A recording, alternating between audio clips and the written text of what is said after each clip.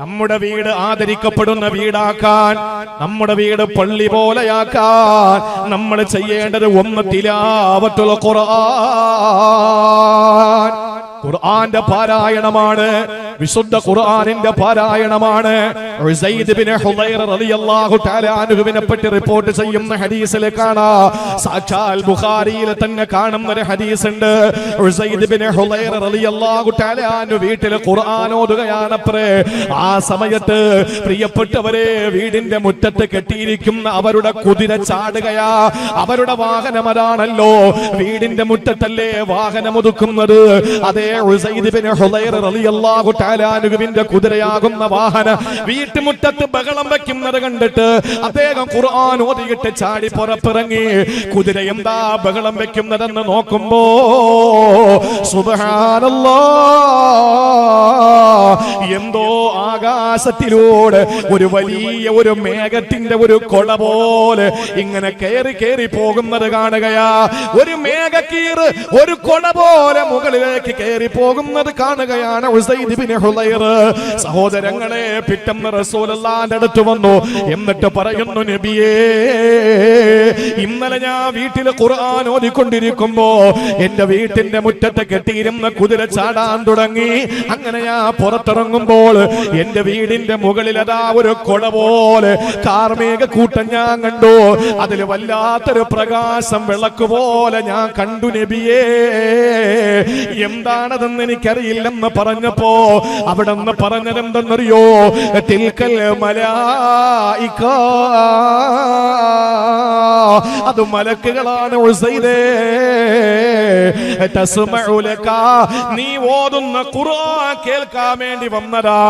നീ ഓതുന്ന ഖുർആൻ കേൾക്കാൻ വേണ്ടി വന്നതാണ് ഉസൈദേ. വലൗ ഖറഅത, നീ ഓതിക്കൊണ്ടേ ഇരുന്നെങ്കിൽ, നീ ഓതിക്കൊണ്ടേ ഇരുന്നെങ്കിൽ ലസ്ബഹത യറാഹന്നാ, ഈ നാട്ടിലുള്ള മുഴുവൻ ജനങ്ങളും ആ കാണുമായിരുന്നു. ഇന്ന് നീ മാത്രല്ലേ കണ്ടോളൂ. ഖുർആൻ ഓതിയപ്പോ അല്ലാഹുവിന്റെ മലായിക്കത്തുകൾ ഇറങ്ങി ഇറങ്ങി ഇറങ്ങി വരികയാ. പക്ഷേ നീ ഖുർആൻ നിർത്തിയിട്ട് മുറ്റത്ത് ചാടി ഇറങ്ങിയപ്പോ അത് തിരികെ കേറിപ്പോയതാണ് ഉസൈദേ. ഇത് ബുഖാരി ശരീഫിൽ കൊടുത്ത ഹദീസാ. എന്നിട്ട് റസൂലുള്ളാഹി പറഞ്ഞു, നീ ഓതി ഓതി നിന്നിരുന്നെങ്കിൽ ലസ്ബഹത് യറാഹന്നാ, എല്ലാവർക്കും അത് കാണാൻ പറ്റുമായിരുന്നു ഉസൈദേ. ഉസൈദ് റളിയല്ലാഹു തആല അൻഹുവിനോട് അല്ലാഹുവിന്റെ റസൂൽ പഠിപ്പിച്ചു കൊടുക്കുകയാ. അതുകൊണ്ട് എന്റെ പ്രിയപ്പെട്ട സഹോദരീ സഹോദരന്മാരെ, നമ്മുടെ വീട് ആദരിക്കപ്പെടുന്ന ഭവനമാകണോ? അതിൽ ഒന്നാമതായി ചെയ്യേണ്ടത് വിശുദ്ധ ഖുർആൻ ഓതുന്ന വീടാകണം. ഒന്ന് ചുരുക്കി പറയാം. ഇനി രണ്ട് രണ്ടാമതായി നമ്മൾ ചെയ്യേണ്ടത്, ഇപ്പൊ വയല് കേട്ടല്ലോ, വയല് കേട്ടിട്ട് വീട്ടിലേക്ക് ചെന്ന് നമ്മൾ കയറുമ്പോ എന്ത് പറയണം? ഓ, എന്തൊരു വയല്, അല്ലെങ്കിൽ എന്ത് വയല്, അന്നലത്തെ വയല്, മിനിങ്ങാനത്തെ വയല്, ഓ അതെന്താ വാള് കൂടുതലാണെങ്കിലും വാളൊന്നും പോരാ, പിരിവ് പോരാ, അങ്ങനെയൊക്കെ പല അഭിപ്രായങ്ങൾ പറഞ്ഞ് ഇങ്ങനെ അങ്ങോട്ട് വീട്ടിലല്ല കയറേണ്ടത്. കയറുമ്പോ എന്താ പറയേണ്ടത്? ബിസ്മില്ലാഹിർ റഹ്മാനിർ റഹീം പറഞ്ഞ് കയറണം. ശ്രദ്ധിച്ചു കേട്ടോ, ഇത് അഹ്ലുൽ ഈമാനോട് മാത്രമുള്ളതാണ്. എക്സ് മുസ്ലിം എന്ന് പറയുന്ന നിരീശ്വരവാദ പ്രസ്ഥാനത്തിലുള്ള കുബുദ്ധിജീവികളായ ആളുകൾക്ക് പറയാൻ പറ്റുന്ന കാര്യമല്ല, അവരോടുള്ള സംബോധനയല്ല, അവർ മറുപടി പറയേണ്ട കാര്യമില്ല.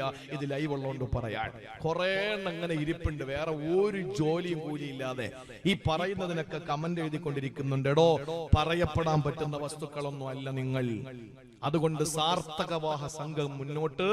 നിങ്ങൾ നോക്കണ, ഈ ലൈവ് പറഞ്ഞാൽ ലൈവ് കണ്ടോണ്ടിരിക്കുന്നവരെ പറഞ്ഞതാ, അപ്പൊ അവനെല്ലാം കൺഫ്യൂഷൻ ആവും. ലൈവ് കണ്ടോണ്ടിരിക്കുന്ന ആളുകളുണ്ടല്ലോ, ചില നിരീശ്വരവാദികളെ കേട്ടോണ്ടിരിക്കാൻ സന്ദർഭത്തിൽ നിന്ന് ക്ലിപ്പ് കട്ട് ചെയ്തെടുക്കും. വേറെ ഒരു ജോലിയില്ലല്ലോ, അത് മതിയല്ലോ. എടുത്തങ്ങോട്ട് ഇട്ട് അലക്കിയാൽ മാസം 2 ലക്ഷം രൂപ വരും. നല്ല ശരീരമുണ്ട്, തണ്ടിയും തടുകൊണ്ട് പോയിട്ട് പണിയെടുത്ത് ജീവിക്കില്ല. ഇതാണ് പണി. എന്നിട്ട് വയലു പറഞ്ഞ മുസ്ലിയാക്കന്മാരടുത്ത് പറയും, നിങ്ങൾക്ക് എന്താ പണിയെന്ന്. വന്ന് പ്രസംഗിച്ചു നോക്കണം. പ്രസവത്തെക്കാളും ബുദ്ധിമുട്ടാ പ്രസംഗം എന്ന് പറയുന്നത്. തുടങ്ങുമ്പോ അങ്ങോട്ട് തള്ള വിരളോല് പെരുപ്പ് തുടങ്ങും. ഇതൊക്കെ നമ്മുടെ ശബ്ദവും വെളിച്ചവും ഉള്ളത് കൊണ്ട് പടച്ച തമ്പുരാൻ തരുന്നൊരു തൗഫീഖ്. എന്ന് നിൽക്കും അന്ന് നിർത്തും, അതുവരെയും പ്രസംഗിക്കും, വിളിക്കുന്നിടത്തൊക്കെ പോവും. പാങ്ങോട്, താഴെ പാങ്ങോട് 2 പ്രാവശ്യം ഞാൻ വന്നു. ഇക്കഴിഞ്ഞ പ്രാവശ്യം അല്ലേ സാറേ 10-12 ലക്ഷം രൂപ പിരിഞ്ഞെന്ന് തോന്നുന്നു. കഴിഞ്ഞ 3 ദിവസം മുമ്പ് ഇടുക്കി ജില്ലയിൽ അടിമാലിയിൽ ദക്ഷിണ കേരള ജമിയത്തുൽ ഉലമയുടെ നേതാവ് സി എ മൂസ മൗലവി, സമസ്ത കേരള ജമിയത്തുൽ ഉലമയുടെ പ്രിയപ്പെട്ട കേന്ദ്ര മുഷാവറ അംഗം സലാം ഫൈസി, അതുപോലെ തന്നെ ബഹുമാനപ്പെട്ട പാണക്കാട് സയ്യിദ് മുനവ്വർ അലി ശിഹാബ് തങ്ങൾ, അകക്കണ്ണുകൊണ്ട് ആത്മീയതയുടെ നോട്ടം നോക്കുന്ന ബഹുമാനപ്പെട്ട അമ്പനായ സയ്യിദ് ശൈഖുന ഖാലിദ് ബാഖവി ഉസ്താദ് പാനിപ്ര അടങ്ങുന്ന ഒരു പറ്റം വലിയ മഹത്തുക്കളായ ഉലമാക്കൾ ഇരിക്കുന്ന വേദി അടിമാലി അൽ അഖ്സ ഇസ്ലാമിക് അക്കാദമിയുടെ പരിപാടിയിൽ പ്രസംഗിച്ചിട്ട് 1 മണിക്കൂറാണ് പ്രസംഗിക്കാൻ അവസരം കിട്ടിയത്. കാരണം 10:45 എന്റെ കയ്യിൽ മൈക്ക് കിട്ടുമ്പോ വലിയ ജനക്കൂട്ടം അവിടുത്തെ ഒരു പരിപാടിക്ക് വേണ്ടി എന്തെങ്കിലും സാമ്പത്തിക സഹായം വേണമെന്ന് പറഞ്ഞപ്പോ ആരാണ് 1 ലക്ഷം രൂപ കൊടുക്കാൻ തയ്യാറുണ്ടോ എന്ന് ചോദിച്ചപ്പോ 5 പേര് കൈപൊക്കി. സദസ്സിലിരിക്കുന്ന അടിമാലി ടൗണിൽ ഹോട്ടലും ലോഡ്ജും ഒക്കെ ഉള്ള ഒരു പ്രിയപ്പെട്ട സഹോദരൻ, അദ്ദേഹം എഴുന്നേറ്റിട്ട്, നിസാർ എന്നാണ് അദ്ദേഹത്തിന്റെ പേര്, എഴുന്നേറ്റ് പറഞ്ഞു, ഉസ്താദെ ഞാൻ 25 ലക്ഷം രൂപ. ഇത് കേട്ടിട്ട് സെയ്ദ് എന്ന പേരുള്ള ഒരു സഹോദരൻ എഴുന്നേറ്റിട്ട് 5 ലക്ഷം രൂപ. ഇത് കേട്ട് വേറൊരാള് 3,33,333 രൂപ. പിന്നെ 50,000-ന്റെയും 25,000-ന്റെയും ഒഴുക്ക് 10,000-ന്റെയും. സംഘാടകർ പറഞ്ഞ തൽക്കാലം മതി. 10 മിനിറ്റ് കൊണ്ടാണ് ഞാനിത് പറഞ്ഞെന്തെന്നറിയോ? റബ്ബ് നമുക്ക് തരുന്നൊരു തൗഫീഖാണ്. നാളെ ഈ കൊച്ചാലുമൂട് പള്ളിയുടെ മുകളിൽ ഇങ്ങനെ ഒരു പള്ളി കൂടി എടുത്ത് റമളാനിലോ അല്ലെങ്കിൽ അതിന് ശേഷമുള്ള ഇബാദത്തുകൾ സജീവമാകുമ്പോ അതിന്റെ ഒരു കൂലി 5 പൈസ കൊടുക്കാതെ എനിക്ക് കിട്ടുക. നിങ്ങൾക്ക് കൊടുത്തിട്ടാ കിട്ടുന്നത്. ഇവര് ഓടി നടന്നിട്ടാ ജലാലുദ്ദീൻ ഉസ്താദിനെ പോലുള്ള ഇതിന്റെ പ്രവർത്തകർക്ക് കിട്ടുന്നത്. ഒപ്പം എനിക്ക് കിട്ടുന്നത് എങ്ങനെയാണ്? ഇതിനു വേണ്ടിയിട്ട് ശബ്ദവും ഇതിനു വേണ്ടിയിട്ട് ജീവൻ പണയപ്പെടുത്തിയിട്ടുള്ള പ്രസംഗം. ഇതൊക്കെ നിങ്ങൾ എന്താ കരുതൽ? ഈ മൈക്കിന്റെ മുമ്പിൽ നിൽക്കുമ്പോ ആയുസ് കുറവാ. ചോദിച്ചു നോക്കണം അറിയുന്നവരോട്, ഇതിനെപ്പറ്റി അറിയുന്നവരോട് ചോദിച്ചു നോക്കണം. ചില്ലറ കാര്യമില്ല, നെഞ്ചിൽ നിന്നാണ് ശബ്ദം വരുന്നത്. അപ്പോ ആ നിലയില് നമ്മൾ ഇതൊക്കെ പറയുമ്പോ കളിയാക്കിക്കൊണ്ടൊരു സമൂഹം, അത് ഒരിക്കലും അമുസ്ലിമീങ്ങളല്ല എന്നുള്ളതാണ്. കുറെ മുസ്ലിം കാക്കന്മാര്, ഒരു പണിയില്ലാത്തവന്മാര്, ഒരു ജോലി ഇല്ലാത്തവന്മാര്. അപ്പൊ അതുകൊണ്ട് ഞാൻ അതിനെ അവഗണിച്ചിട്ട് തന്നെ പറയാണ്, അഹ്ലുൽ ഈമാനോട് മാത്രമേ എനിക്കിത് പറയാൻ പറ്റുള്ളൂ. നിങ്ങൾ അഹ്ലുൽ ഈമാന, നിങ്ങൾ ശ്രദ്ധിച്ച് കേൾക്കണം. നിങ്ങൾക്ക് ഭാവിയുണ്ട്, എനിക്ക് ഭാവിയുണ്ട്. ഇന്നേ വരെ കള്ളം പറയാത്ത നമ്മുടെ നായകൻ, അജയ്യനായ അമരക്കാരന്റെ പ്രഖ്യാപനമാണ്. ഒരാൾ വീട്ടിലേക്ക് കയറുമ്പോ എന്ത് പറയണം? ബിസ്മില്ലാഹിർ റഹ്മാനിർ റഹീം പറഞ്ഞു കയറണം. അപ്പോ ദാഹിച്ച പോകുന്നത്, ഒരു ഗ്ലാസ് വെള്ളം എടുത്ത് നമ്മൾ കുടിക്കാൻ എന്താ പറയണം? ബിസ്മില്ലാഹിർ റഹ്മാനിർ റഹീം. അപ്പൊ അതിനകത്തിരിക്കുന്ന ശൈത്താൻ, നമ്മളെ വീട്ടിൽ ശൈത്താനുണ്ട്. ശൈത്താന്റെ നേതാവ്, ശൈത്താന്റെ അമീർ, ശൈത്താന്റെ ലീഡർ തന്റെ അണികളെ വിളിച്ചു കൂട്ടുമെന്നാണ്. വിളിച്ചു കൂട്ടിയിട്ട് പറയുമെന്ന്, ലാ മബീത ലക്കും വലാ അശാ. എടോ, ഇന്നിവിടെ രാത്രി കിടക്കാനും പറ്റൂല, തിന്നാനും കിട്ടൂല. No food no accommodation. ഇന്നിവിടെ കിടക്കാനും പറ്റൂല, ഒന്നും തിന്നാനും കിട്ടൂല. ഇനി ഒരാള് കയറിയപ്പോ ബിസ്മി ചൊല്ലി കയറി, ബിസ്മി ചൊല്ലി കയറി, അള്ളാന്റെ നാമം കൊണ്ട് കയറി വീട്ടിലേക്ക്. പക്ഷെ വെള്ളം ആക്രാന്തം കൊടുത്തും കുടിച്ച് ബിസ്മി ചൊല്ലിയില്ല. അപ്പൊ എന്താ പറയുന്നതെന്നറിയോ? എടോ, ശൈത്താൻ വിളിക്കുകയാണ്, വാടോ, നിങ്ങൾ കേൾക്കണോ അറിയണോ? ഇന്ന് നിങ്ങൾക്ക് ലാ മബീത ലക്കും, നിങ്ങൾക്ക് കിടക്കാൻ ഇന്ന് ഇവിടെ സ്ഥലം കിട്ടൂല. പക്ഷേ വലക്കുമുൽ അശാ, ഫുഡ് ഇവിടെ റെഡിയാണ്. ഇന്നിവിടെ ഫുഡ് കിട്ടും നമുക്ക്. കാരണം എന്താണ്? യവൻ ബിസ്മി അല്ലാതെ കുടിച്ചത്. പക്ഷെ കേറിയപ്പോ ബിസ്മി ചൊല്ലി, അതുകൊണ്ട് കിടക്കാൻ പറ്റൂല. ഇനി കയറിയപ്പോ പെട്ടെന്ന് ഓടിച്ചെന്നങ്ങ് കയറി. അപ്പോഴാണ് ഓർത്തത് കുടിക്കണം. ഒരു ഗ്ലാസ് വെള്ളം എടുത്തപ്പോ ബിസ്മി ചൊല്ലി, അല്ലെങ്കിൽ കഴിക്കുമ്പോ ബിസ്മി ചൊല്ലി. അപ്പോഴും പറയുന്നത് എന്താണ്? ലാ അശാ ലക്കും, നിങ്ങൾക്ക് ഇവിടെ, ഇലാ മബീത ലക്കും, നിങ്ങൾക്ക് ഇവിടെ കിടക്കാൻ, വലക്കുമുൽ മബീതോ, നിങ്ങൾക്ക് ഇവിടെ കിടക്കാൻ അവസരമുണ്ട്. പക്ഷേ വലാ ലക്കുമുൽ അശാ, നിങ്ങൾക്ക് ഇവിടെ നിന്ന് ഭക്ഷണമില്ല, നിങ്ങൾക്ക് ഭക്ഷണമില്ല. അപ്പൊ അതുകൊണ്ട് വീട്ടിൽ കയറുമ്പോഴും ബിസ്മിയിൽ കയറണം. അതുപോലെ തന്നെ എന്ത് കഴിച്ചാലും ബിസ്മി ചൊല്ലണം. ശൈത്താനെ ഓടിക്കാൻ വേറെ ഇനി ഒരു പണി നിങ്ങൾ ചെയ്യണ്ട. ശൈത്താനെ ഓടിക്കാൻ വേറെ ഒരു പണി നിങ്ങൾ ചെയ്യണ്ട. ദിക്റുള്ള വീടായാ മതി. അതാണ് രണ്ടാമത് ആദരിക്കപ്പെടുന്ന ഭവനമാക്കേണ്ടത്. പള്ളി പോലെ കൊച്ചാലുമൂട് പള്ളി പോലെ വീടാക്കാനല്ലേ ഈ പണി. ആ പള്ളിക്കകത്ത് എന്താ ഉള്ളത്? ഖുർആൻ ഓതൽ. നമ്മുടെ വീട്ടിലും ഖുർആൻ ഓതൽ. പിന്നെ പള്ളിക്കകത്ത് എന്താ ഉള്ളത്? ദിക്ർ. നമ്മുടെ വീട്ടിൽ എന്ത് വേണം? ദിക്ർ വേണമെന്നായി പറയുന്നത്. നമ്മുടെ വീട്ടിൽ ദിക്ർ വേണം. ചില്ലറ കാര്യമല്ല. ഒരിക്കൽ നബിയും സഹാബത്തും ഇരുന്ന് കഴിക്കുകയാണ്. ഇരുന്ന് ഭക്ഷണം കഴിച്ചുകൊണ്ടിരിക്കുമ്പോ അബൂദാവൂദ് ഇമാം റിപ്പോർട്ട് ചെയ്യുന്ന ഹദീസാണ്. ഇരുന്ന് ഭക്ഷണം കഴിച്ചുകൊണ്ടിരിക്കുമ്പോ റസൂലുള്ള ചിരിക്കുകയാ. നബിയെ, എന്താ നിങ്ങൾ ചിരിച്ചത്? അല്ലാഹുവിന്റെ റസൂലിനെ കാണാനുള്ള കണ്ണുണ്ടല്ലോ, നമ്മളെ കാണാത്തത് അവിടെന്ന് കാണുമല്ലോ. നമ്മളെ കാണാത്തത് അവിടെന്ന് കാണാനുള്ള കഴിവല്ല കൊടുത്തല്ലോ. അല്ലാഹുവിന്റെ റസൂൽ ചോദിക്കപ്പെട്ടു, എന്താ നബിയെ നിങ്ങൾ ചിരിച്ചത്? അവിടെന്ന് പറഞ്ഞതെന്തെന്നറിയോ? മാസാല ശൈത്താനി യഅകുലു മഅഹു. ഇവനോടൊപ്പം ശൈത്താൻ ഇരുന്ന് തിന്നുകൊണ്ടിരിക്കുകയായിരുന്നു. ഒരാളെ ചൂണ്ടിയിട്ട് പറയാ, മാസാല ശൈത്താനി യഅകുലു മഅഹു. ശൈത്താൻ യവനോടൊപ്പം ഇരുന്ന് തിന്നോണ്ടിരിക്കുകയായിരുന്നു. ഫലമ്മാ ദകറ അല്ലാഹുവിന്റെ ഇസ്മവനെ പറഞ്ഞപ്പോ, എപ്പോഴാണ് ആക്രാന്തം കൊണ്ടങ്ങ് തിന്നു. പക്ഷേ ആ സമയത്ത് ശൈത്താനും കൂടെ പ്ലേറ്റിൽ കൈവച്ചു. അപ്പോഴാണ് അവൻ പറഞ്ഞത് ബിസ്മില്ലാഹി അവ്വലഹു വആഖിറഹു. ആ സമയത്ത് റസൂലുള്ളാഹി പറയുന്നു, ഇസ്തഖാഹു മാ ഫീ ബത്നിഹി. ചാടി ഇറങ്ങിയിട്ട് പുറത്തേക്ക് മാറിയിരുന്ന രണ്ട് വിരല് തൊണ്ടയിലേക്ക് ഇട്ടിട്ട് ഈ ശൈത്താൻ തിന്നത് മുഴുവനും ഛർദ്ദിച്ച് കളഞ്ഞു. റവാഹു അബൂ ദാവൂദ് നബി മുഹമ്മദ് മുസ്തഫ. മറന്നുപോയാലും പാതി വഴിയിലെങ്കിലും ഓർത്തെടുപ്പിട്ട് നമ്മൾ എന്ത് വേണം? ബിസ്മി ചൊല്ലണം. അല്ലാഹനെ ഓർക്കണം. പടച്ചോനെ മറന്നിട്ടൊന്നും വേണ്ട. തിന്നുന്നതായാലും കുടിക്കുന്നതായാലും ഏതാണെങ്കിലും എത്രത്തോളം തന്റെ ഭാര്യയെ സമീപിക്കുമ്പോ, അത് ഞാൻ വർണ്ണിക്കുന്നില്ല, തന്റെ ഭാര്യയെ സമീപിക്കുമ്പോ ആ മനുഷ്യൻ തന്റെ ഭാര്യയുമായിട്ടുള്ള ജീവിതത്തിന്റെ രാഗം തീർക്കുന്ന സമയത്ത് ബിസ്മി ചൊല്ലാതെ പ്രവേശിച്ചാൽ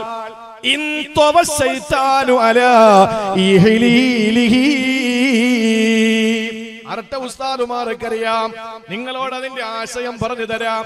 ശൈത്താനും കൂടി പെരുമാറുമെന്നാണ്.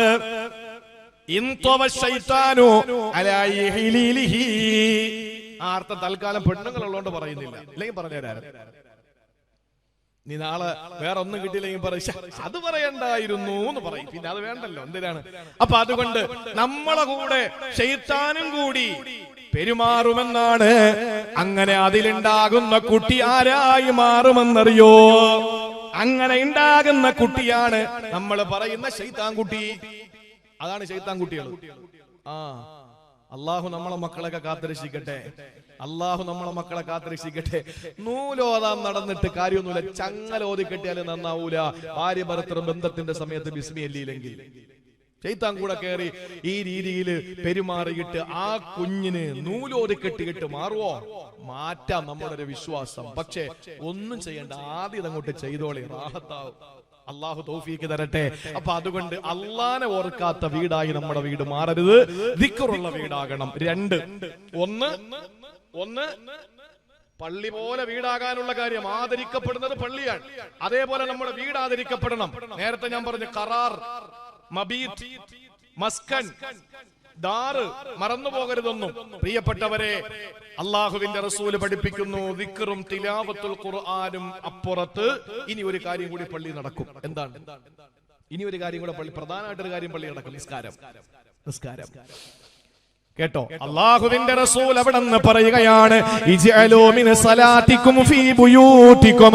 നിങ്ങളുടെ വീട് നിങ്ങൾ നിസ്കാര സ്ഥലമാക്കണേ. നിങ്ങളുടെ വീട് നിങ്ങൾ നിസ്കാര സ്ഥലമാക്കണേ. വലാ തത്തഖിദൂഹാ ഖുബൂറാ. നിങ്ങളുടെ വീടുകളെ ഖബർസ്ഥാനാക്കല്ലേ. ഖബർസ്ഥാനിലല്ലേ, ഖബർസ്ഥാനിലാണ്. ഏത് മഖബറയിലാണ് നിസ്കാരം നടക്കുകയില്ലല്ലോ സഹോദരങ്ങളെ. നിസ്കാരം പള്ളിയിലാണ്, മഖാമ് പുറകിലാണ്. അല്ലെങ്കിൽ മഖാം അപ്പുറത്താണ്, നിസ്കാരം പള്ളിക്കകത്താണ്. അതുകൊണ്ട് നിങ്ങളുടെ വീട് നിങ്ങൾ എന്താക്കണം? ഇജ്അലൂ മിൻ സ്വലാത്തിക്കും ഫീ ബുയൂതിക്കും, നിങ്ങളുടെ വീട്ടിൽ നിങ്ങൾ നിസ്കരിക്കണേ. വലാ തത്തഖിദൂഹു ഖുബൂറാ, ആ വീടുകളെ നിങ്ങൾ ഖബറുകളാക്കരുത്. ഇത് അല്ലാഹുവിന്റെ ഹബീബ് അവിടെ നിന്ന് പഠിപ്പിക്കുകയാണ്. സഹോദരങ്ങളെ, നമ്മുടെ മുന്നിൽ അല്ലാഹുവിന്റെ തിരു ഹബീബ് പഠിപ്പിച്ച ഈ ഒരൊറ്റ ഹദീസ്, നമ്മുടെ വീടുകൾ ഒരിക്കലും നമ്മളെ മഖബറയാക്കരുത് എന്ന് പറഞ്ഞാൽ വീട്ടിൽ നിസ്കരിക്കണമെന്ന് പറയുമ്പോ ചെറുപ്പക്കാര് പറയും, അയ്വാ അതാണ് നമുക്ക് വേണ്ടത്, ഇപ്പോഴെങ്കിലും ഒന്ന് കിട്ടിയല്ലോ, വീട്ടിൽ നിസ്കരിച്ചാ മതിയല്ലോ. എന്റെ പൊന്നു ചെറുപ്പക്കാരാ, ഇതറിയാത്തത് കൊണ്ടാണ്. നീ എങ്ങനെയാണ് മുസ്ലിമിന്റെ ശൈലി എങ്ങനെയാണെന്നറിയോ? മുസ്ലിമിന്റെ ശൈലി പറഞ്ഞുതരാം. നാളെ മുതൽ അങ്ങനെ ചെയ്യും. പള്ളിക്ക് കുറച്ച് ആശ്വാസം കിട്ടട്ടെ, പള്ളിക്ക് കുറച്ച് ആശ്വാസം കിട്ടട്ടെ. ഖുബാ പള്ളിയിൽ പോകുന്നതിന്റെ മഹത്വം എന്താ? ഖുബാ പള്ളിയിൽ പോകുന്ന രീതി എങ്ങനെയാണ്? അങ്ങനെയാണ് പള്ളിയിൽ പോകേണ്ടത്. ഖുബാ പള്ളിയിൽ പോയി നിസ്കരിച്ചു കഴിഞ്ഞാൽ ഒരു താമത്തൻ പൂർണ്ണമായ ഒരു ഉംറയുടെ കൂലി അല്ലാഹു തരും. ഒറ്റ 2 റക്അത്ത് നിസ്കാരം, ഒറ്റ തവണ 2 റക്അത്ത് നിസ്കരിച്ചാൽ മതി. പക്ഷെ ഒരു നിബന്ധന പറഞ്ഞിട്ടുണ്ട്. എന്താണ്? മൻ തവല്ലഅ ഫി ബൈതിഹി, റൂമിൽ നിന്ന് കൊടുക്കൊണ്ട് പോകണം. അവിടെ ചെന്ന് ഈ ഹജ്ജിന് ഉംറയ്ക്ക് പോകുമ്പോ എവിടെ മൂത്രപ്പുര ഉണ്ടാലും മൂത്രമൊഴിക്കുന്ന ഒരു സ്വഭാവമുണ്ട് ചില ആളുകൾക്ക്. അങ്ങനെ ശൈലിയുണ്ട്. വീട്ടിൽ നിന്ന് റൂമിൽ നിന്ന് ഒളുവ് ചെയ്ത് നേരെ ഖുബാ പള്ളിയിൽ പോയി 2 റക്അത്ത് നിസ്കരിച്ചാൽ അവന് കിട്ടുന്നത് ഒരു ഉംറയുടെ കൂലി. ശരിയല്ലേ? അതാണ് നമ്മൾ ചെയ്യേണ്ടത്. എന്താ ചെയ്യേണ്ടതെന്ന് പറഞ്ഞുതരാം. നിങ്ങൾ ചെയ്തോ. വീട്ടിൽ നിന്ന് റാഹത്തായിട്ട് ബാത്റൂമിലൊക്കെ പോയി ഒളുവെടുക്കണം, പരമാവധി വാഹനം ഉപേക്ഷിക്കണം, എന്നിട്ട് നടന്ന് നിങ്ങൾ പള്ളിയിൽ വരണം. ബാങ്ക് കൊടുക്കുന്നുണ്ടാവും, കേറണം. കേറിയിട്ട് ഇരിക്കരുത്. 2 റക്അത്ത് തഹിയ്യത്ത് നിസ്കരിക്കണം. അല്ലെങ്കിൽ ബാങ്ക് കൊടുത്തിട്ടാണ് ഇറങ്ങുന്നതല്ല. നമ്മളെ വീട്ടില് ഒളുവെടുത്തിട്ട് റവാത്തിബ് വീട്ടിൽ നിസ്കരിക്കണം. അതാ ഞാൻ വിട്ടുപോയതാ.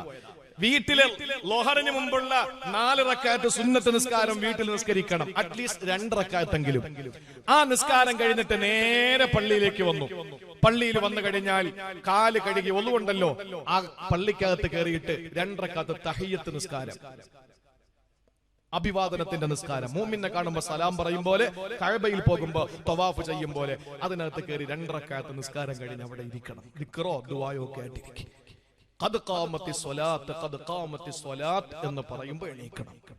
ഷാഫി മദ്ഹബിൽ, ഹനഫി മദ്ഹബിൽ ഇഖാമത്തിൽ നിന്ന് വിരമിച്ചതിന് ശേഷം നമ്മൾ ഖദ് ഖാമത്തി സ്വലാത്ത്, ഖദ് ഖാമത്തി സ്വലാത്ത് എന്ന് പറയുമ്പോൾ നമ്മൾ എഴുന്നേൽക്കണം.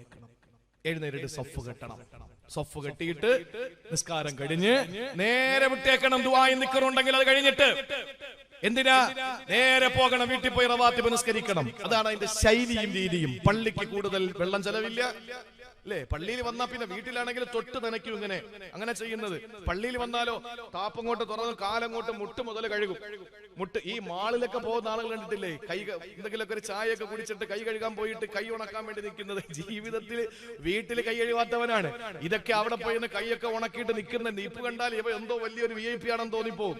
അതങ്ങനെ പൊതുവെ വെളിയിൽ പോകുമ്പോൾ നമുക്ക് ഭയങ്കര ആഗ്രഹങ്ങളാണ്. വെളിയിൽ പോകുമ്പോൾ ഭയങ്കര ആഗ്രഹമാണ്.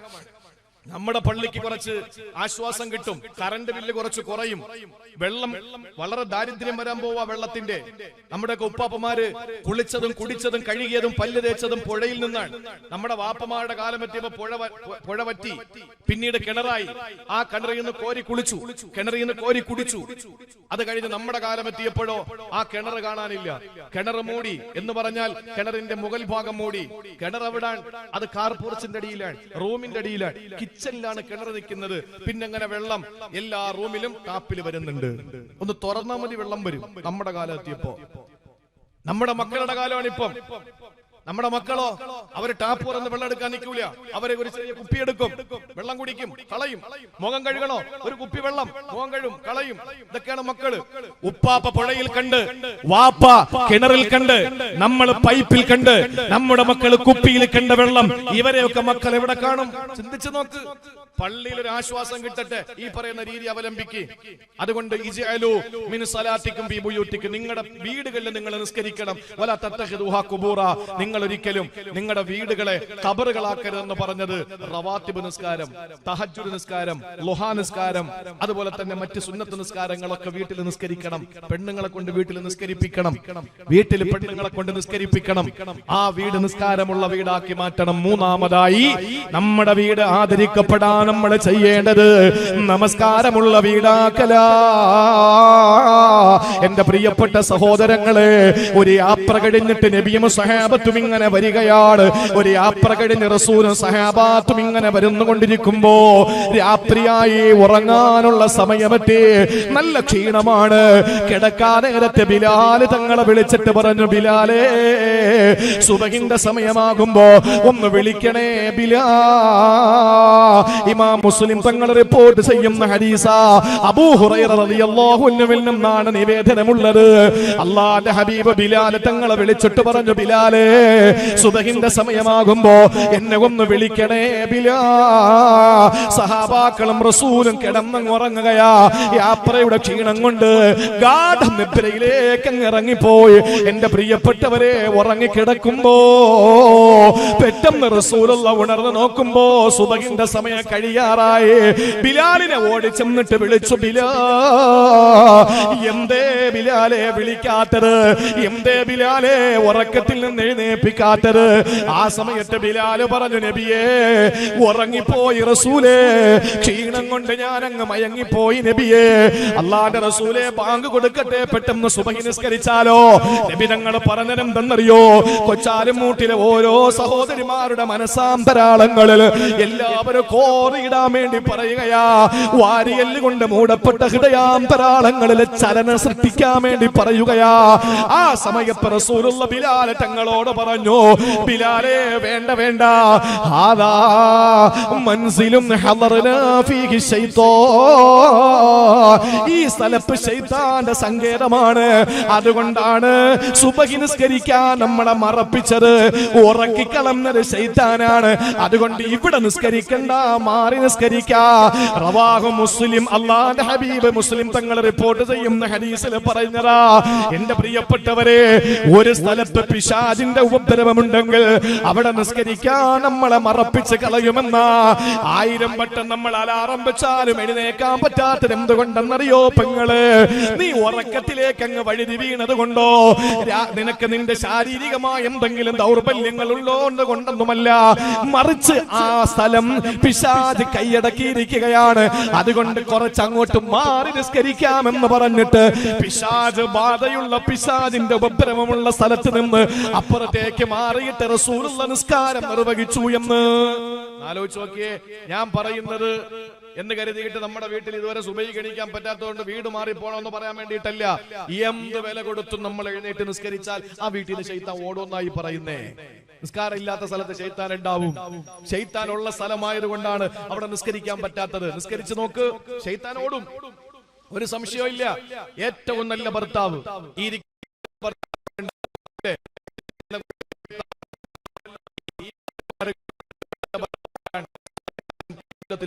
തവണ അവർക്ക് തുണി എടുത്തു കൊടുക്കും. അതാണോ ഭർത്താവ്?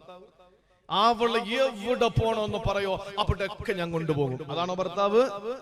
ഏറ്റവും നല്ലൊരു ഭർത്താവിനെ പറഞ്ഞു തരട്ടെ, അല്ലാതെ ഓൻ പറയാ. ഏറ്റവും നല്ല ഭർത്താവ് ആരാണെന്നറിയോ?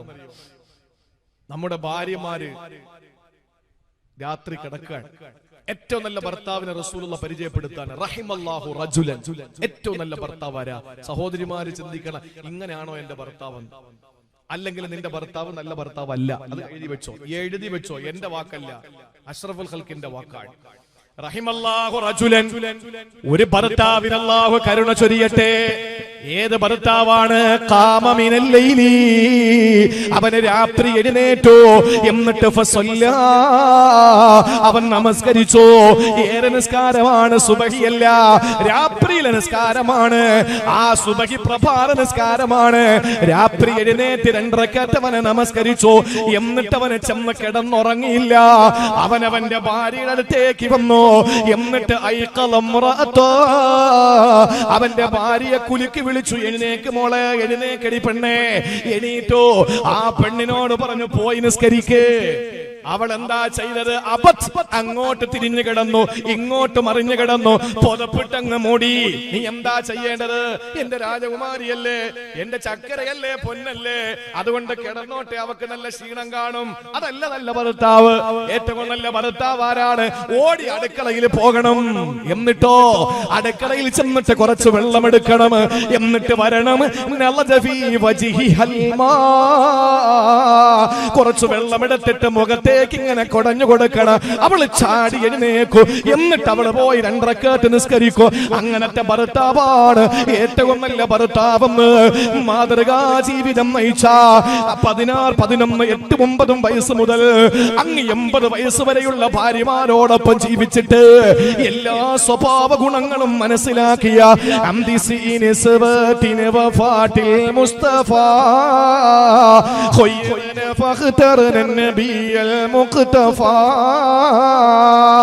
ആയിഷത്തുൻ വഹഫ്സത്തുൻ വസൂദാ സഫിയത്തും മൈമൂനത്തുൻ വറംലാ ഹിന്ദുൻ വസൈനബുൻ കദാ ജുവൈരിയാ ലിൽമുഅ്മിനീന ഉമ്മഹാതും മർളിയാ.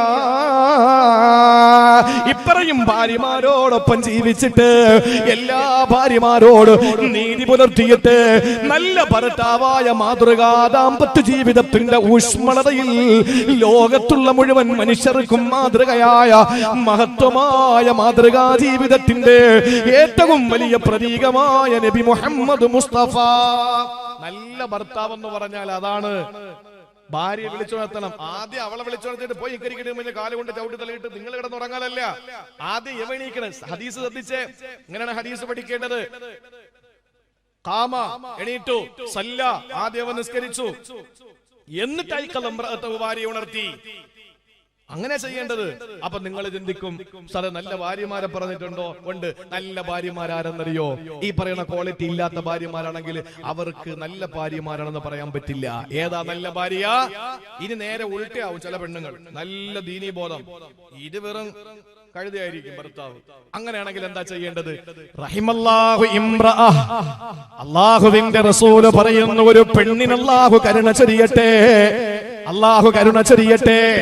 എന്നിട്ട് അല്ലാഹുവിന്റെ റസൂല് പറയുന്നു, ഖാമത്ത് മിനൽ ലൈലി, അവളെ രാത്രി എണീക്കുന്നു, ഫസല്ലത്ത്, അവളെ നിസ്കരിക്കുന്നു, എന്നിട്ട് ഐഖലത്ത് സൗജഹാ, ഭർത്താവിനെ വിളിച്ചുണർത്തുന്നു, ഫഅബാ, അവനെ വിലങ്ങുന്നു. അപ്പോഴോ ഇവൾ ഓടിച്ചെന്ന് വെള്ളമെടുത്തു, എന്നിട്ടോ നളജത്തു ഫീ വജ്ഹിഹിൽ മാ, അവന്റെ മുഖത്തേക്ക് വെള്ളം കൊടഞ്ഞു കൊടുക്കുന്നു. അപ്പോഴവൻ എണീറ്റ് നിസ്കരിക്കുന്നു. ആ പെണ്ണും നല്ല പെണ്ണാണ് എന്ന് പറഞ്ഞാൽ വീട് എന്താകണം? അങ്ങോട്ടും ഇങ്ങോട്ടും ഒരു സഹായം.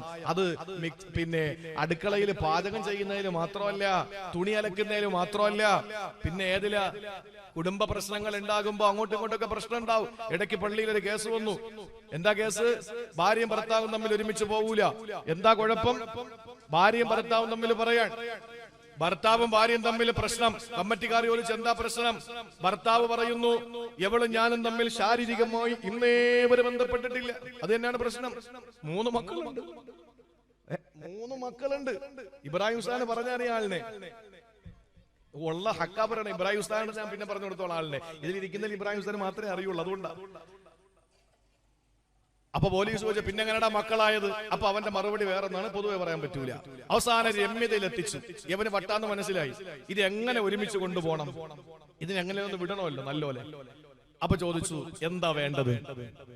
പെണ്ണിനോട് ചോദിച്ചു, എന്താ വേണ്ടത്? മക്കളായി പോയതിന്റെ പേരിൽ ഞാൻ സഹിക്കാം, ഇയാളോടൊപ്പം ജീവിക്കാം. ശരി, എടാ നിനക്ക് എന്താ പറയാനുള്ളത്? പാവം ഇത്രയും കമ്മിറ്റിക്കാർ നിൽക്കുകയാണ്. അവന്റെ ആഗ്രഹം പറഞ്ഞു, എനിക്ക് ഒറ്റ കാര്യം പറയാനുള്ളൂ. എന്താ? ഇനി എന്നെ അവൾ അടിക്കാൻ പാടില്ല. അവള് ഇനി എന്നെ അടിക്കരുത്. അപ്പൊ ആ വീട്ടില് എത്രമാത്രം സഹിക്കുന്നുണ്ടാവും അവൻ ഒന്ന് ആലോചിച്ച് നോക്കിയേ. ഇതൊക്കെ വീട്ടിൽ നടക്കുന്ന പ്രശ്നങ്ങളാണ്. ഏറ്റവും നല്ല ദാമ്പത്യ ജീവിതം നയിക്കുന്നതെന്ന് പറഞ്ഞാൽ അങ്ങോട്ടും ഇങ്ങോട്ടും ഹെൽപ്പ് ചെയ്യണം. ഏത് വിഷയത്തില്? ഭർത്താവിനെ കുത്തിയിളക്കി നിസ്കരിപ്പിക്കുന്ന ഭാര്യ, ഭാര്യയെ ഇളക്കി നിസ്കരിപ്പിക്കുന്ന ഭർത്താവ്, അതാണ് വീട്. വീട് അങ്ങനെ ആകണം, എങ്കിലേ ഈ പള്ളി പോലെ നമ്മുടെ കൊച്ചാലിമൂട്ടിലെ വീടാവുള്ളൂ. ആ രീതിയിൽ നമ്മുടെ വീട് നിസ്കാരമുള്ള വീടായി മാറണം. അതുകൊണ്ട് തിലാവത്തുൽ ഖുർആനുള്ള വീട്, ഖുർആൻ പാരായണമുള്ള വീട്, ദിക്റുള്ള വീട്, ഒപ്പം നിസ്കാരമുള്ള വീട്. എന്റെ പ്രിയപ്പെട്ടവരെ, ഇനി എനിക്ക് എന്റെ സഹോദരങ്ങളോട് ഏറ്റവും പ്രധാനമായിട്ട് പറയാനുള്ള ഒരു കാര്യം, ആദരിക്കപ്പെടുന്ന വീടായി നമ്മുടെ വീട്, ഭവനമായി നമ്മുടെ വീട് മാറണമെങ്കിൽ ഏറ്റവും പ്രധാനമായി നമ്മൾ ചെയ്യേണ്ട ഒരു കാര്യമുണ്ട്. നമ്മുടെ വീടുകളിൽ അല്പം മറയൊക്കെ ഉണ്ടാകണം. വീട്ടിൽ ചില ഔറത്തുകൾ ഉണ്ടാകണം, മറ വീട്ടിലുണ്ടാകണം. മക്കൾക്കാരാണ് മോശമായ പ്രവർത്തനങ്ങൾ പഠിപ്പിച്ചു കൊടുക്കുന്നത്? ആരാണ്? വിശുദ്ധ ഖുർആൻ ഒരു വലിയ ഒരു സത്യം ലോകത്തോട് വിളിച്ചു പറയുന്നുണ്ട്. യാ അയ്യുഹല്ലദീന ആമനു എന്ന് വിളിച്ചുകൊണ്ടാ പറയുന്നത്. ഞാൻ അടിവരയിട്ട് പറയാൻ, കാലം വളരെ മോശമാണ്, വളരെ മോശമാണ് നമ്മുടെ കാലം. വിശുദ്ധ ഖുർആനിൽ 89 സ്ഥലങ്ങളിലാണ് യാ അയ്യുഹല്ലദീന ആമനു എന്ന് പറയുന്നത്. 89 സ്ഥലങ്ങൾ. അത് അത്രയും മോമിനീങ്ങളോട് മാത്രം അള്ളാഹ്ക്ക് പറയാനുള്ളതാണ്. വേറെ ആരോടും അള്ളാഹുവിന് അക്കാര്യം പറയേണ്ടതില്ല. അങ്ങനത്തെ ഒരു കാര്യമാണ് ഈ പറയാൻ പോകുന്നത്. 20 സ്ഥലങ്ങളിലാണ് യാ അയ്യുഹന്നാസ് എന്ന് വിളിച്ചത്. ആ 20 സ്ഥലങ്ങളിൽ അള്ളാഹുവിന് പറയാനുള്ളത് ഇവിടത്തെ ക്രിസ്ത്യാനികളോട്, ഇവിടത്തെ ഹിന്ദുക്കളോട്, ഇവിടത്തെ മുസ്ലിമീങ്ങളോട്, ഇവിടത്തെ ജൂതനോട്, ഇവിടത്തെ ബുദ്ധനോട്, ഇവിടത്തെ ജൈനനോട്, ഇവിടത്തെ നിരീശ്വരവാദിയോട്, ഇവിടെ മതമുള്ളവനോട്, മതമില്ലാത്തവനോട്, മനുഷ്യനാണോ നിന്നോട് പറയാൻ 20 കാര്യങ്ങൾ അള്ളാഹ്ക്കുണ്ട്.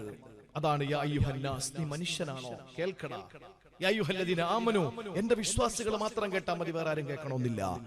യാ ബനി ആദം എന്ന് 5 സ്ഥലങ്ങളിൽ അള്ളാഹു വിളിച്ചു. 5 സ്ഥലങ്ങളിൽ. അള്ളാഹു നമുക്ക് ഖുർആൻ പഠിക്കാനുള്ള തൗഫീഖ് തരട്ടെ. ഈ മക്കളെ കാണുമ്പോൾ സന്തോഷമാണ്. അബ്ദുൽ ഹലീം ഉസ്താദിന്റെ ബൂസരി ഉസ്താദിന്റെ ഇവരെ കുടുംബത്തെ പറ്റി ഇനി പറഞ്ഞാൽ വല്ലാത്തൊരു ഹാല. ഇത് ഏതാണെന്ന് തിരിച്ചറിയാൻ പറ്റൂല. ഒരിക്കല് മെഡിക്കൽ കോളേജില് SATയുടെ ഫ്രണ്ടില് ഒരാള് നിന്ന് കരയാണ്. ഒരാള് കഥ അറിയല്ല, പറഞ്ഞു വരുമ്പോ മനസ്സിലാവും. ഒരാള് നിന്ന് കരയാണ്. അപ്പൊ ഒരു ഉസ്താദ് ഇങ്ങനെ ഇറങ്ങി വരുന്നുണ്ട്, ഒരു തൂക്കുപാത്രമൊക്കെ ആയിട്ട് ഇറങ്ങി വരുന്നുണ്ട്. അപ്പോ നിങ്ങളുടെ ഇമാമല്ലേ, ഒന്ന് തിരിച്ചറിയാൻ വേണ്ടിട്ട് പറയാൻ. അപ്പൊ ഉസ്താദ് ഇറങ്ങി വന്നു. അപ്പൊ ഈ കരയുന്ന ആളിനോട് ചോദിച്ചു, എന്താ പ്രശ്നം? അതെന്റെ ഭാര്യ 3ാമതും പ്രസവിച്ചു. അതിന് കരയാണോ ചെയ്യേണ്ടത്? അത് സന്തോഷിക്കുകയല്ലേ വേണ്ടത്? എന്ത് ചെയ്യാൻ? 3ാമത്തതും പെണ്ണായിപ്പോയി. 3ാമത്തതും പെണ്ണായിപ്പോയി. അപ്പോ ഉസ്താദ് പറഞ്ഞു, അത്രേ, നിങ്ങള് ഇപ്പോ ലാസ്റ്റ് പ്രസവിച്ച കുട്ടിയില്ലേ, അതിന് എനിക്ക് തരുവോ? അപ്പൊ അള്ളാഹു എനിക്ക് തന്ന പെണ്ണുങ്ങളുടെ എണ്ണം 10 ആവും. എനിക്ക് 10 മക്കളാണ്. 10ാമത് എന്റെ ഭാര്യ പ്രസവിച്ച് കിടക്കാൻ. അതില് ഒരെണ്ണ ഇടയ്ക്ക് ആണാ. അപ്പോ 10 തികയ്ക്കാൻ വേണ്ടിയിട്ട് ആ കുഞ്ഞിനെ എനിക്ക് തരുമെന്ന് ചോദിച്ചു. ആ 10ൽ ഒന്നാണ് മൂപ്പരുടെ ഉമ്മ. ആ 10 പെണ്ണുങ്ങളിൽ, അല്ല 9 പെണ്ണുങ്ങളിൽ ഒരാളാണ് ബൂസരി ഉസ്താദിന്റെ ഉമ്മ. വൈ അബ്ദുൽ ലത്തീഫ് മൗലവി നവ്വറല്ലാഹു മർഖദഹു എന്ന ദക്ഷിണ കേരള ജമിയത്തുൽ ഉലമയുടെ കർമ്മധീരനായിരുന്ന പ്രോജ്വലിക്കുന്ന ആ വലിയ പുലിക്കുട്ടി, അദ്ദേഹത്തിന്റെ കാര്യമാണ് ഞാൻ ഈ പറഞ്ഞത്. കുടുംബത്തിലുള്ള മുഴുവൻ ആലിമീങ്ങളാണ്. അദ്ദേഹത്തിന്റെ 9 പെൺമക്കളെയും കെട്ടിച്ചു കൊടുത്തത് 9 ആലിമീങ്ങൾക്കാണ്. 9 ആലിമീങ്ങൾക്കാണ്. പിന്നെ ആകെയുള്ളൊരു മകൻ. ആ മകൻ എന്റെ കൂടെ പള്ളിയിൽ വർഷങ്ങളായി സേവനമനുഷ്ഠിക്കുന്ന ആളാണ്. ഇപ്പൊ അദ്ദേഹം മറ്റൊരു പള്ളിയിലാണ് സേവനമനുഷ്ഠിക്കുന്നത്. അപ്പൊ ആ നിലയിൽ നല്ല മതബോധമുള്ള നല്ല ദീനി കുടുംബത്തിലാണ് ബഹുമാനപ്പെട്ട ഉസ്താദ് അവറുകൾ ജനിച്ചത്. ഞാൻ പറഞ്ഞു വന്നത്, എന്തോ പറയാൻ വേണ്ടി, സ്ഥാപനങ്ങൾ ഉസ്താദല്ലേ പഠിപ്പിക്കുന്നത്. അൽഹംദുലില്ലാ, നല്ല മക്കളായി വളരണം. കൊച്ചാലുമൂട് പഴയ ദറസുള്ള സ്ഥലമാണ്. അപ്പോ അതുകൊണ്ട് നല്ല കോളേജുകൾ, ഇവിടെ അബ്ദുൽ ഹക്കീം ഉസ്താദാണ് പുതിയ മന്നാനിയ, പിന്നെ യതീംഖാന ശരീഅത്ത് കോളേജ് അൽഹംദുലില്ലാ വളരെ സുതാര്യമായി ഇപ്പൊ നടന്നു പോവാൻ വളരെ ഭംഗിയായി അൽഹംദുലില്ലാ. ഇബ്രാഹിം മന്നാനി ഉസ്താദിന്റെയും അദ്ദേഹത്തിന്റെ ശിക്ഷണത്തിൽ 100ഓളം കുട്ടികളല്ലേ, 75 100ഓളോന്നല്ലേ പറഞ്ഞോളൂ. അവ 75 കുട്ടികൾ അൽഹംദുലില്ലാഹ് വളരെ നല്ല നിലയിൽ നടന്നു പോവാൻ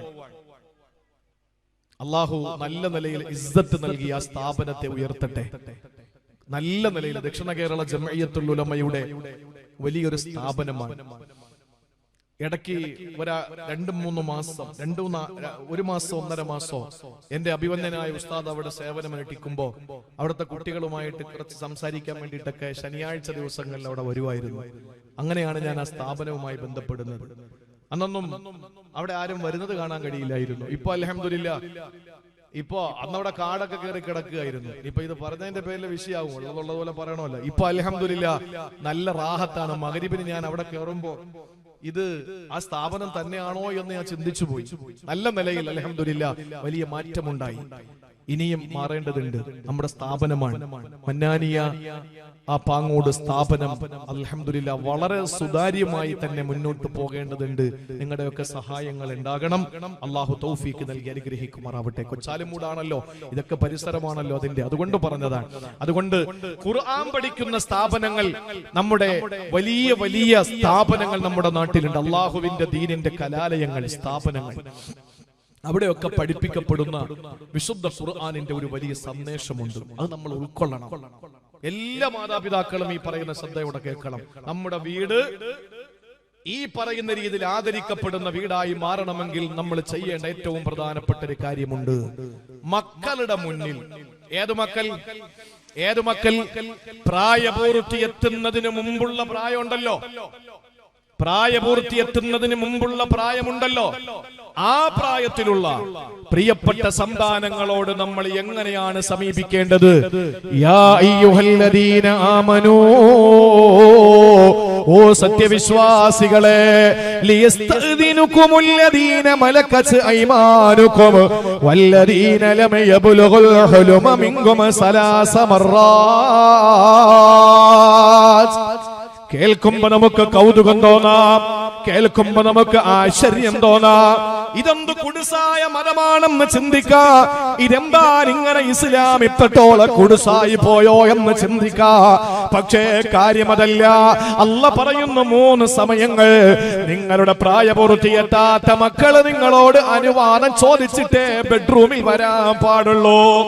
വാപ്പയും ഉമ്മയും കിടക്കുന്ന ബെഡ്റൂം, മാസ്റ്റർ ബെഡ്റൂം, നമ്മുടെ ബെഡ്റൂം, ആ റൂമിനകത്ത് നമ്മുടെ പ്രിയപ്പെട്ട മക്കള് 3 സമയങ്ങളിൽ അല്ലാഹ് പറയുന്നു ചോദിച്ചിട്ടേ വരാൻ പാടുള്ളൂ. ഏതൊക്കെയാണ് 3 സമയമെന്നറിയോ? അല്ലാഹു പറയുന്നു സലാസു ഔറാത്തിൽ ലക്കും. ആ 3 സമയം നിങ്ങൾ ഗോപ്യമാക്കി വെക്കേണ്ട സമയമാണ്. ആ സമയം നിങ്ങൾ മറയിടേണ്ടതാണ്. ആ സമയം നിങ്ങൾക്ക് ഔറത്താണ്. ഏത് സമയമാണ് പെങ്ങളെ? നിങ്ങളുടെ പ്രായപൂർത്തി എത്താത്ത മക്കൾ എന്ന് പറഞ്ഞാൽ പക്വത വരാത്ത മക്കൾ, ആ മക്കള് നിങ്ങളുടെ ബെഡ്റൂമിലേക്ക് വരാൻ പാടില്ലാത്ത 3 സമയങ്ങൾ അല്ലാഹ് വിശ്വാസികളോട് പറയുന്നു. ഒന്നാമത്തെ സമയമേതെന്നറിയോ? അല്ലാഹ് പറയുന്നു മിന ഖബിലി സ്വലാത്തിൽ ഫജ്രി, സുബഹി നിസ്കാരത്തിന് മുമ്പ്. സുബഹി നിസ്കാരത്തിന് മുമ്പ്. കാര്യം അറിയാലോ, പറഞ്ഞുതരാം. രണ്ടാമത്തേതോ അല്ലാഹ് പറയുകയാണ് വഹീന തലഊന സിയാബകും മിനൽ ലഹീറ. വല്ലാത്ത ചൂടാണ്. ഉച്ച സമയത്ത് ഭക്ഷണം കഴിച്ചിട്ട് നമ്മൾ എങ്ങനെ കിടക്കാൻ വേണ്ടി റൂമിലേക്ക് ചെന്ന് ഫാൻ ഇങ്ങനെ അങ്ങ് കൂട്ടിയിട്ടു. ഒരു മുണ്ടെടുത്തിരിക്കാണ്, ഉടുപ്പൊക്കെ ഊരി അങ്ങോട്ടിട്ടു. കാരണം വല്ലാത്ത ചൂടല്ലേ. ആ സമയത്ത് നമ്മൾ ഫാൻ അങ്ങിട്ട് കിടക്കാണ്, ഉറങ്ങിപ്പോയി. കഴിച്ച ചോറും തിന്ന്, ചോറും കഴിച്ചിട്ട് നമ്മൾ ബെഡ്റൂമിൽ കയറി ഫാൻ ഇട്ട് നല്ല കാറ്റും കിട്ടിയപ്പോ അങ്ങ് ഉറങ്ങിപ്പോയി. നമ്മൾ ഈ മൂലയില്, മുണ്ടാ മൂലയില് അറിയൂല.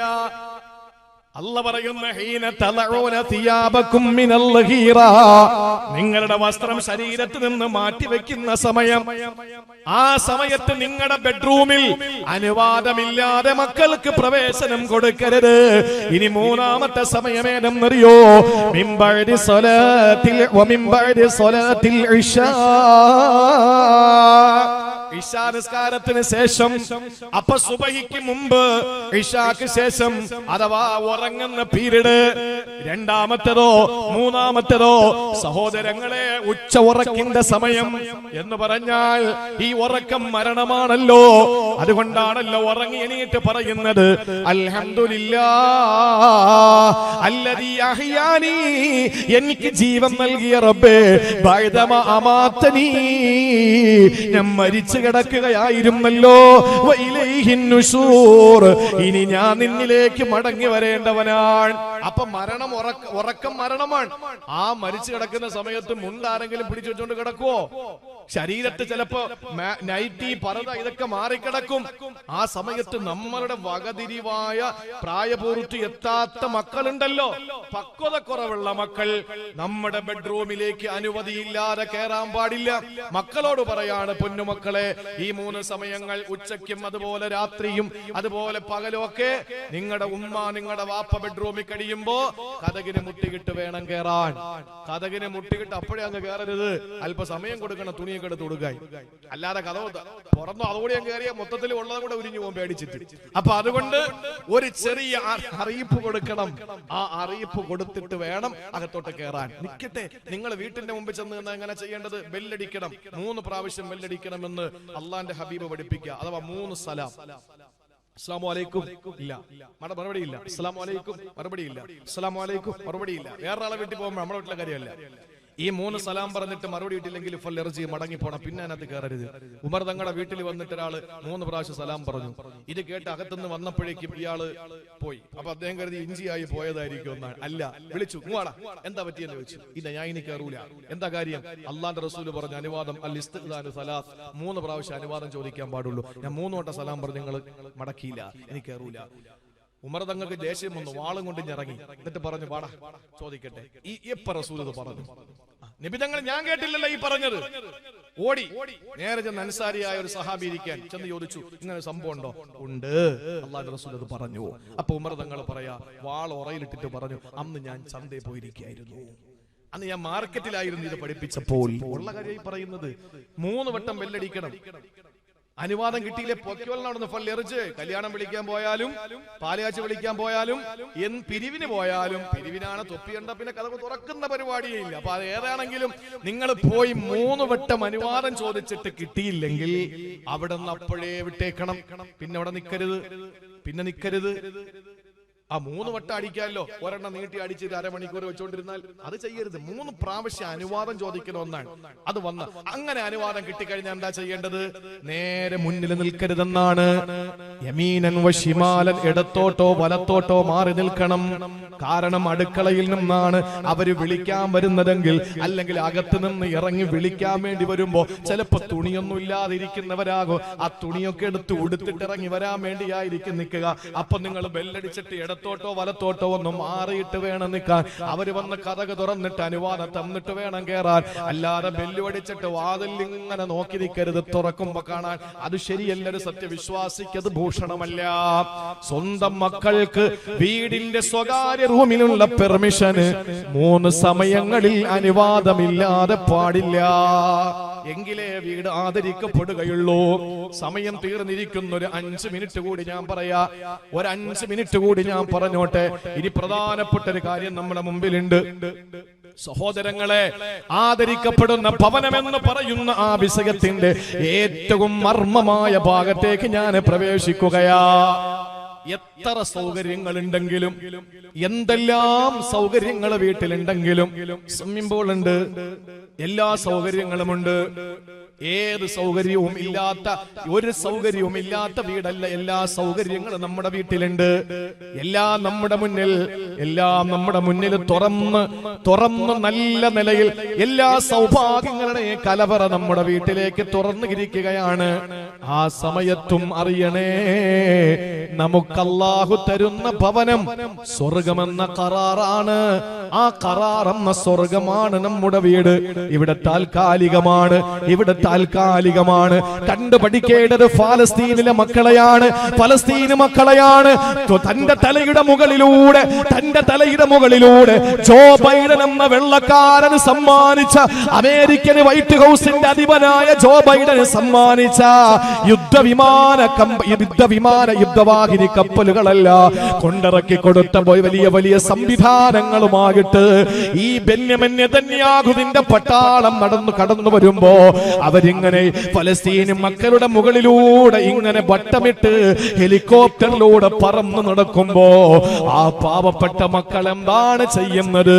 ആ പൊന്നുമക്കള് ചിത്രരചന മത്സരം നടത്തിക്കൊണ്ടിരിക്കുന്ന പാർക്കുകളില് ആ പൊന്നുമക്കള് കളിക്കുന്നത് കഞ്ഞിയും കറിയും വെച്ചല്ല കളിക്കുന്നത്, സ്റ്റുഡന്റും ടീച്ചറുമല്ല കളിക്കുന്നത്. അവര് കളിക്കുന്നത് എന്താണ്? ഒരു തുണി എടുത്തിട്ട് 4 ഭാഗത്ത് ഫലസ്തീനിലെ മക്കള് പിടിച്ചിരിക്കുകയാ, എന്നിട്ടൊരു കുട്ടി അതിനകത്തെടുത്ത് കിടത്തിയിരിക്കുകയാ. അഭയാർത്ഥി ക്യാമ്പിലാണ്. ആ സമയത്ത് ഇന്റർവ്യൂ വിദഗ്ധനായ ഒരാൾ ചോദിച്ചു, എന്താ മക്കളെ നിങ്ങൾ കളിക്കുന്നത്? 4 ഭാഗത്ത് നിന്ന് ഈ തുണിയിൽ ഒരു കുഞ്ഞിനെ കിടത്തിയിട്ട് അവരിങ്ങനെ കൊണ്ടുപോയി കളിക്കുന്നത് കണ്ടപ്പോ ആ മക്കള് പറഞ്ഞ മറുപടി, ഞങ്ങൾ ശുഹദ കളിക്കുകയാ, ഞങ്ങൾ ശുഹദ കളിക്കുകയാ. അൽ റഫ ഹോസ്പിറ്റലിലും അൽ റഫയിലും ഗസയിലും അൽ ഷിഫ ഹോസ്പിറ്റലിലും എന്റെ പ്രിയപ്പെട്ടവരെ കാത്തു നിൽക്കുന്നത് ഒരു കിറ്റ് ഭക്ഷണത്തിനാണ്. ആ ഭക്ഷണത്തിന് വേണ്ടി കാത്തു നിൽക്കുന്ന പൊന്നുമക്കളുടെ തലയ്ക്കുമീരെ തീ തുപ്പുന്ന നിലയിൽ യുദ്ധവിമാനങ്ങളിൽ നിന്ന് വലിയ വലിയ സംഹാരശേഷിയുള്ള അത്യന്താധുനിക സൗകര്യങ്ങൾ തീ തുപ്പുമ്പോ പൊന്നുമക്കള് പെടഞ്ഞു മരിക്കുമ്പോ ആ മക്കളുടെ മയ്യത്ത് അവരുടെ ശരീരത്തിൽ പേരെഴുതിയിട്ട് ആ മക്കളുടെ മയ്യത്ത് മോർച്ചറിയുടെ മുമ്പിൽ കൊണ്ടുവെക്കുമ്പോ കണ്ണിച്ചോരയില്ലാതെ ട്രക്ക് കയറ്റിയിട്ട് അതിലൂടെ ബുൾഡോസർ കയറ്റിയിട്ട് ആ പൊന്നുമക്കളുടെ ശവശരീരത്തെ മൃതശരീരത്തെ ചതച്ചരച്ച് കളയുന്ന കാപാലികന്മാർ അവരുടെ മുമ്പിൽ പതറാതെ നിൽക്കുന്നു. ഇന്റർനെറ്റ് ഇല്ലാത്ത മാസങ്ങൾ ചിന്തിച്ചു നോക്ക്.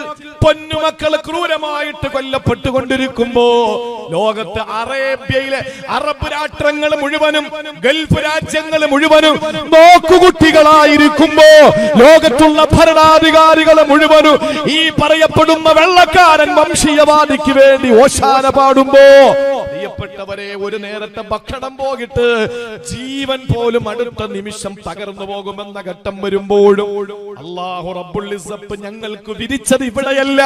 ഞങ്ങൾ ഖുദ്സിന്റെ മോചനത്തിനാണ്, ഞങ്ങൾ ബൈത്തുൽ മുഖദ്ദസിന്റെ വിമോചന പോരാളികളാണ്. കണ്ടില്ലേ, അമേരിക്കക്കാരനായ 27 വയസ്സുള്ള സൈനികൻ ഇസ്രയേൽ എംബസിയുടെ മുമ്പിൽ വന്നിട്ട് ഈ ഫലസ്തീനികൾക്ക് സ്വാതന്ത്ര്യം വേണമെന്ന് പറഞ്ഞിട്ട് തലയിലൂടെ പെട്രോൾ എടുത്തൊഴിച്ചിട്ട് തീ കത്തിച്ചിട്ട് അവിടെ ആത്മഹത്യ ചെയ്ത് പറയുന്നത് എന്താണ്? ഫലസ്തീന് സ്വാതന്ത്ര്യം വേണമെന്നാണ്. ആ മക്കളെ കണ്ട് നമ്മൾ പഠിക്കണം. നമ്മുടെ വീട്ടുകാർ ഇതൊന്നും താൽക്കാലികമല്ല. ഇതൊക്കെ എത്ര സുന്ദര വീടാണെങ്കിലും എത്ര സുന്ദര പള്ളിയാണെങ്കിലും ഇതെല്ലാം ഇവിടെ തകർന്നടിഞ്ഞു പോകാനുള്ളതാ. എത്ര സൗകര്യങ്ങളും വെള്ളിയിലുള്ള കുബ്ബ കൊണ്ടുവച്ചെന്നിരിക്കട്ടെ, സ്വർണത്തിന്റെ മിമ്പർ പണിതെന്നിരിക്കട്ടെ, അല്ലേ? നമ്മൾ കണ്ടില്ലേ ബ്രൂണൈ സുൽത്താന്റെ വീടിന്റെ കക്കൂസിലെ ക്ലോസറ്റ് എന്താണ്? സ്വർണം പൂശിയതല്ല, ഒറിജിനൽ സ്വർണം.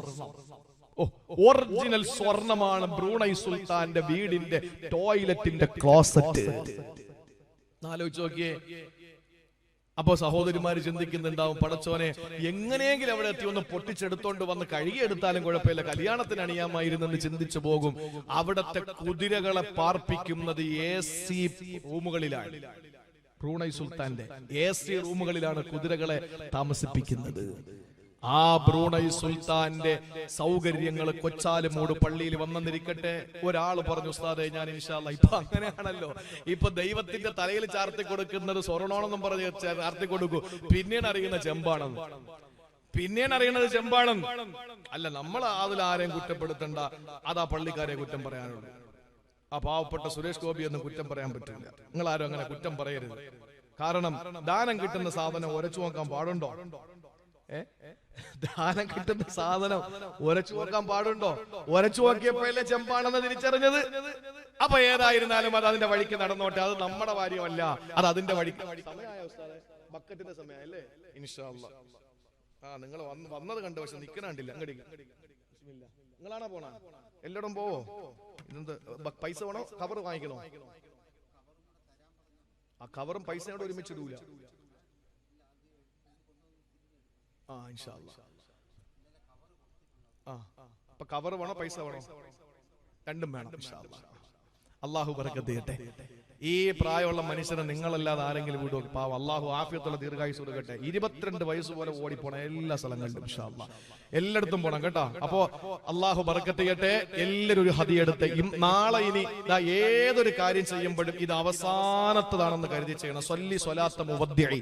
എന്റെ ഈ പ്രസംഗം അവസാനത്തെ, ഇനി എനിക്ക് പ്രസംഗിക്കാൻ പറ്റൂല എന്ന് പറഞ്ഞ് ഞാൻ പ്രസംഗിക്കണം. നിസ്കരിക്കുമ്പോ ഇതെന്റെ അവസാനത്തെ നിസ്കാരമാണ്, ഇനിയൊരു നിസ്കാരം എനിക്കില്ല. സദഖ എന്തെങ്കിലും ഇടുമ്പോ ഇതെന്റെ അവസാനത്തെ സ്വതക്കയാണ്, ബക്കറ്റിൽ ഞാൻ പൈസ ഇടുന്നത് അവസാനമാണ്, ഇനി എനിക്ക് ഒരിക്കലും ജീവിച്ചിരിക്കില്ല എന്ന നിയത്തിൽ ഇൻഷാ അല്ലാഹ് എല്ലാവരും ഒരു ഹദിയ എടുത്തേ. ബിസ്മില്ലാഹിർ റഹ്മാനിർ റഹീം. ഈ സദഖയുടെ ബറക്കത്ത് കൊണ്ട് അല്ലാഹുവേ ഞങ്ങളുടെ മനസ്സിന്റെ മുറാദുകൾ നീ ഹാസിലാക്കി തരണേ തമ്പുരാനെ. ഇസ്സത്ത് നൽകണേ തമ്പുരാനെ. ബിസ്മില്ലാഹിർ റഹ്മാനിർ റഹീം. ഇൻഷാ അല്ലാഹ്. ഹക്കീം ഉസ്താദ് എന്ത് പാവം, നിങ്ങൾ ഉസ്താദ്മാരെ എങ്ങനെ ഇടും? കുഴപ്പമില്ല, മൂന്നാം പാത്തിയൊന്നും ഇല്ലല്ലോ.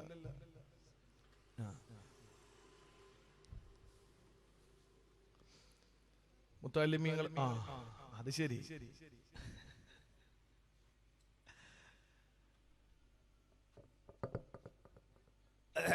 സഹോദരിമാരുടെ ഭാഗത്തേക്കല്ലേ ഈ ബക്കറ്റ് കൊണ്ടുവരുമ്പോ ഇന്നലെ തന്ന കവറിൽ നിങ്ങൾ കരുതി വന്ന പൈസ ഇന്നലെ തന്ന കവറിന്റെ പൈസയാണ്. ഇന്ന് ഒരു ഹദിയ നിങ്ങൾ ഇടണം ഇൻഷാ അല്ലാഹ്. അല്ലാഹു ജാരിയായ സ്വതക്കയിൽ ഉൾപ്പെടുത്തി അനുഗ്രഹിക്കുമാറാവട്ടെ എല്ലാവരും ഇൻഷാ അല്ലാഹ്. നല്ലൊരു ഹദിയ അങ്ങനെ ഇടി, 100 ഒക്കെ ഇടി, അങ്ങനെ വരട്ടെ. അല്ലാഹു ബർക്കത്തേട്ടെ. ഇൻഷാ അല്ലാഹ് 100 500 ഒക്കെ വിടട്ടെ. നമുക്കൊരു 10-25,000 രൂപ ഒന്ന് ബക്കറ്റ് കളശല്യം മതി, കൂടുതലൊന്നും വേണ്ട. അള്ളാഹു ജാരിയായ സ്വതത്തിൽ ഉൾപ്പെടുത്തി അനുഗ്രഹിക്കുമാറാവട്ടെ. ഞാൻ അവസാനിപ്പിക്കുകയാണ്. ഒരൊറ്റ കാര്യം കൂടെ പറഞ്ഞു നിർത്താൻ. ഇനി നമ്മുടെ മുമ്പിൽ ഇനി വലിയൊരു 2-3 കാര്യങ്ങളോട് ഉണ്ട്. അതുകൊണ്ടാണ് പ്രിയപ്പെട്ട സഹോദരങ്ങളെ, ഒരു കാര്യം, എന്തൊക്കെ സൗകര്യം അള്ളാഹു നമുക്ക് തന്നാലും നമുക്ക് ഏറ്റവും ആദരിക്കപ്പെടുന്ന ഭവനം ഇവിടെയല്ല, അത് അള്ളാഹുവിന്റെ സ്വർഗമാണ്. നമുക്ക് അതിനു വേണ്ടി പണിയെടുക്കണം. അതിന്റെ ഒരു മാർഗമാണ് ഈ കൊച്ചാലമൂട് പള്ളി, നമ്മുടെ വീട്. ലക്ഷ്യമേതാ? അള്ളാന്റെ സ്വർഗം. നോക്ക് നിങ്ങൾ, അല്ല പറയുകയാണ്,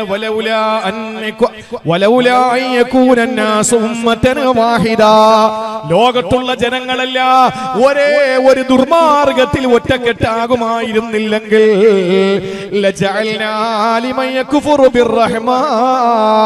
അള്ളാഹുവിനോട് നന്ദികേട് കാണിക്കുന്ന ആളുകൾക്ക് അള്ളാഹു പറയുന്നു, ഞാൻ ആക്കി കൊടുത്തേനെ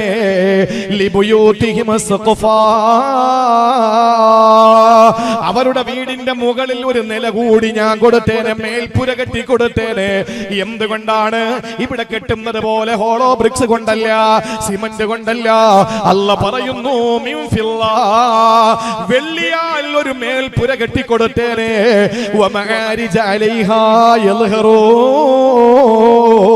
അവർക്ക് കയറി പോകാനുള്ള സ്റ്റെയർ കേസ്, അവർക്ക് കയറി പോകാനുള്ള സ്റ്റെയർ. പ്രിയപ്പെട്ട സഹോദരങ്ങളെ, അവർക്ക് അതിലേക്ക് മുകൾ പുരയിലേക്ക് കയറി പോകാനുള്ള പടികളല്ല, വെള്ളി കൊണ്ട് ഞാൻ നിർമ്മിച്ചു കൊടുത്തേനെ. വെള്ളി കൊണ്ടുള്ള വീടിന്റെ ഡോറുകൾ ഞാൻ കൊടുത്തേനെ.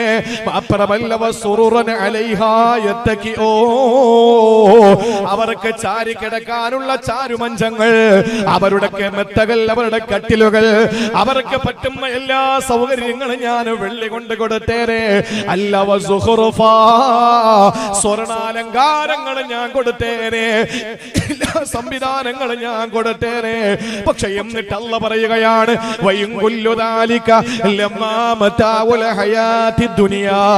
ഇതെല്ലാം ദുനിയാവിന്റെ ഐച്ഛികമായ ദുനിയാവിന്റെ വിഭവങ്ങളാണ്.